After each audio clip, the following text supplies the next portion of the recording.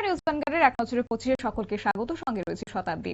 বর্তমান সরকারের সময়ে শিক্ষার বিদ্যালয়গুলিতে গুণমানে এগিয়ে যাওয়ার একটা সদর্থক প্রতিযোগিতা শুরু হয়েছে। তুলসীবতী বালিকা বিদ্যালয়ে 210টি বিদ্যালয়ে PAL ল্যাবসের উদ্বোধন করে এই কথাই বলেছেন মুখ্যমন্ত্রী মানিক সাহা। অনুষ্ঠানে আগামী প্রজন্মের স্বার্থে শিক্ষক ও অভিভাবকদের অধিক ভূমিকার গ্রহণের আহ্বান রেখেছেন মুখ্যমন্ত্রী।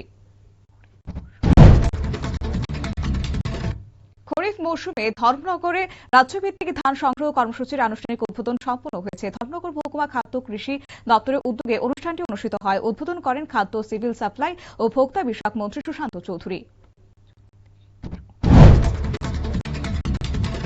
জনজাতি শিক্ষার উন্নয়নের লক্ষ্যে সাবরুমের লুথুয়া চা বাগান এলাকায় নির্মিত একলব্য আবাসিক বিদ্যালয়ে গুরুতর দুর্নীতির অভিযোগ উঠেছে। 2023 সালে নির্মাণ শেষ হওয়ার 6 মাসের মধ্যেই বাথরুমের ছাদ থেকে জল চুইয়ে পড়া এবং কংক্রিট কলামে ফাটল ধরা পড়েছে। নিম্নমানের নির্মাণ সামগ্রীর ব্যবহার করা হয়েছে বলে অভিযোগ তুলেছে স্থানীয়রা।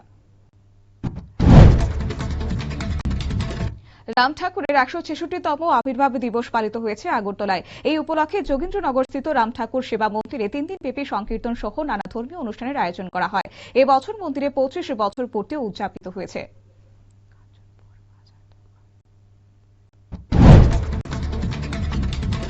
কাঞ্চনপুর বাজার দখলমুক্ত করতে অভিযান চালিয়েছে কাঞ্চনপুর মহকুমা প্রশাসন। বুধবার মহকুমা শাসক আশিস বিশ্বাস এবং ডিসিএম রজত দাসের নেতৃত্বে বাজারগুলিতে অবৈধ দোকান ভেঙে দিয়ে দখলমুক্ত করা হয়। সংকীর্ণ গলি ও অবৈধ দখলের কারণে জরুরি প্রয়োজনে বাজারের ভেতর দমকলের গাড়ি ঢুকতে সমস্যায় পড়েছিল।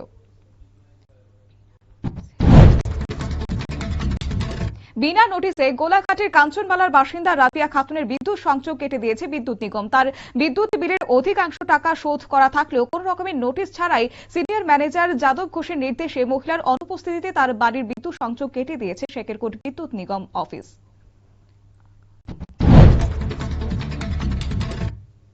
আগামী 29 ফেব্রুয়ারি থেকে 12 ফেব্রুয়ারি পর্যন্ত পানিয়া আন্তর্জাতিক মেলা এবং প্রদর্শনী প্রাঙ্গণে অনুষ্ঠিত হবে 36তম ত্রিপুরা শিল্প ও বাণিজ্য মেলা। শিল্প ও বাণিজ্য মন্ত্রী শান্তনা চাকমা জানান, এদিন মেলার উদ্বোধন করবেন মুখ্যমন্ত্রী ডক্টর মানিক সাহা।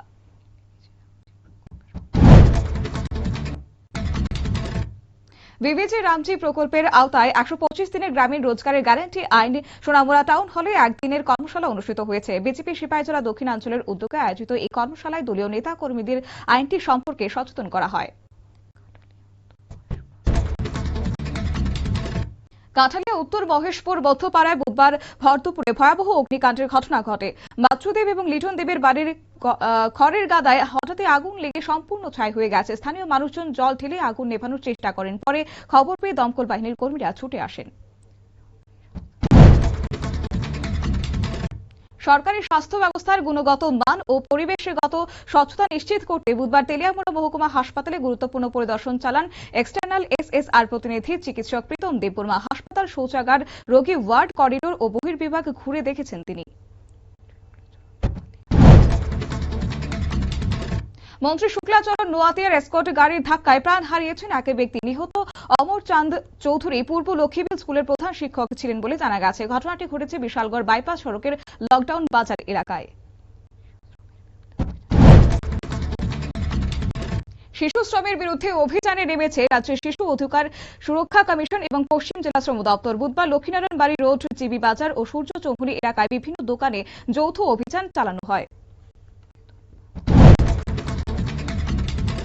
বেতন ভাতা বৃদ্ধির দাবিতে হ্যান্ডলুম, হ্যান্ডিক্রাফট এবং সেরিকালচার অধিকর্তার কাছে ডেপুটেশন দিয়েছে ত্রিপুরা রেশম শিল্প, রিডাল এবং টুইস্টার কর্মী অ্যাসোসিয়েশন। সংগঠনের পক্ষ থেকে জানানো হয়, সারা রাজ্যের প্রায় 55 জন কর্মী এই পেশার সঙ্গে যুক্ত রয়েছেন।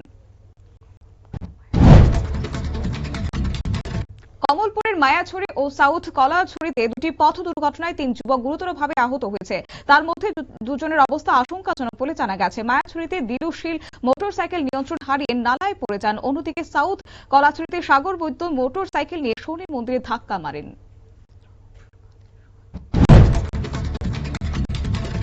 শ্রমকোড বাতিল সহ কেন্দ্রের বিজেপি সরকারের শ্রমজীবী ও কৃষক বিরোধী নীতির প্রতিবাদে 12 ফেব্রুয়ারি দেশব্যাপী ধর্মঘটের ডাক দিয়েছে বামপন্থী শ্রমিক সংগঠনগুলো। এই ধরনের বন্ধের সমর্থনে প্রচার শুরু করেছে ত্রিপুরা অটোরিকশা ওয়ার্কার্স ইউনিয়ন। নিরাপত্তার কথা মাথায় রেখে পিবিলিসি, আলমাটি, তাসখান্দ এবং বাকরুটে বিমান পরিষেবা বাতিলের সময়সীমা বাড়িয়েছে ইন্ডিগো। মঙ্গলবার রাতে জানানো হয়েছে আগামী 11 ফেব্রুয়ারি পর্যন্ত এই রুটগুলি ইন্ডিগোর সমস্ত বিমান পরিষেবা সম্পূর্ণ বন্ধ থাকবে। ধানের সংগ্রহ মূল্য নিয়ে অব্যবস্থার অভিযোগ তুলে বুধবার সকাল 6টা থেকে বন্ধ শুরু করেছে উড়িষ্যায়। বন্ধ ডেকেছে নবনির্মাণ কৃষক সংগঠন এবং কৃষক সুরক্ষা সংগঠন। ধানের সমগ্র সংগ্রহ মূল্য নিয়ে অব্যবস্থার ন্যূনতম সহায়ক মূল্য না দেওয়া, বিদ্যুতের দাম বৃদ্ধির প্রতিবাদে এই বন্ধ ডেকেছে দুই কৃষক সংগঠন। এসআইআর প্রক্রিয়া নিয়ে এবার শুনানির নোটিশ পেয়ে সুপ্রিম কোর্টে মামলা করেছে পশ্চিমবঙ্গের বিশিষ্ট কবি। 2002 সালে পশ্চিমবঙ্গের ভোটার তালিকায় তার নাম রয়েছে, খসড়া ভোটার তালিকাতেও তার নাম রয়েছে। তারপরও কমিশনের এই নোটিশ পেয়ে হেনস্থার অভিযোগ তুলে সুপ্রিম কোর্টে মামলা করেছেন জয় গোস্বামী। আসামে এসআইআর হলে কমপক্ষে 4 লক্ষ মিয়া ভোটার তালিকা থেকে বাদ পড়বে, এমনটাই দাবি করেছে অসমের মুখ্যমন্ত্রী হিমন্ত বিশ্ব শর্মা।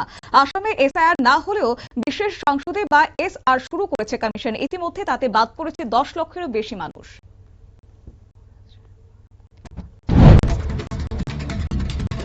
মহারাষ্ট্রের বারামতি বিমানবন্দরে অবতরণের সময় বিমান দুর্ঘটনায় মৃত্যু হয়েছে মহারাষ্ট্রের উপমুখ্যমন্ত্রী অজিত পাওয়ারের। মৃত্যুকালে তার বয়স হয়েছিল 66 বছর। এই দুর্ঘটনায় 2 পাইলট সহ মৃত্যু হয়েছে আরো 5 যাত্রীর। চলতি বছরে জম্মু কাশ্মীর, হিমাচল প্রদেশ এবং উত্তরাখণ্ড ছাড়া দেশের আর কোন রাজ্যে জাতি ও সম্প্রদায় ভিত্তিক জনগণনা হচ্ছে না। স্বরাষ্ট্র মন্ত্রকের বিবৃতি অনুযায়ী জনমৌসুমী 2027 দুটি দফায় অনুষ্ঠিত হবে। প্রথম দফায় থাকবে গৃহ তালিকা এবং আবাসনের শুমারি, যার সূচনা হবে 2027 সালের ফেব্রুয়ারি মাস থেকে। ইউজিসি এর নতুন নীতির সমালোচনা করছেন শঙ্করাচার্য সরস্বতী। ইউজিসি এর নতুন নীতি অনুসারে তফসিলি জাতি, উপজাতি, অনগ্রসর শ্রেণীর পড়ুয়াদের অভিযোগ খতিয়ে দেখার জন্য নতুন কমিটি হেল্পলাইন গঠন করতে হবে। এই নীতি প্রত্যাহারের দাবি জানিয়েছে শঙ্করাচার্য।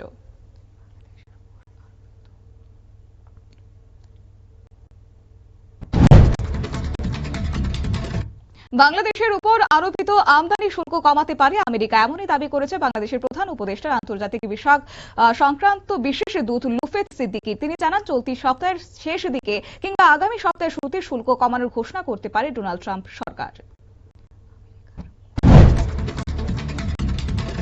আমেরিকার অন্যতম শহর টেক্সাসে নতুন করে যাওয়ার জন্য H-1B ভিসার আবেদনে স্থগিতাদেশ জারি করা হয়েছে। টেক্সাসের গভর্নর গ্রেগ অ্যাবট এই নয়া নির্দেশের কথা জানিয়েছে। H-1B ভিসার অপব্যবহার রুখতে নতুন আবেদনের উপর স্থগিতাদেশ জারি করা হচ্ছে বলে জানান গ্রেগ। বাংলাদেশের নির্বাচন নিয়ে সে দেশের নির্বাচন কমিশনের সঙ্গে বৈঠক সেরে ফেললেন ঢাকায় নিযুক্ত মার্কিন রাষ্ট্রদূত ব্রেন্ট ক্রিস্টেনসেন। বাংলাদেশের নির্বাচনে কোনো দলের পক্ষে না নেওয়ার বার্তা দিয়েছে ব্রেন্ট ঢাকার দূতাবাসে সদ্য দায়িত্ব পেয়েছেন। আগামী 12 ফেব্রুয়ারি বাংলাদেশের সাধারণ নির্বাচন অনুষ্ঠিত হতে চলেছে। এক নজরে 25 আপাতত এই পর্যন্তই। পরবর্তী আপডেট এবং টকশো দেখার জন্য চোখ রাখুন শুধুমাত্র নিউজ ভ্যানগার্ডের পর্দায়। নমস্কার।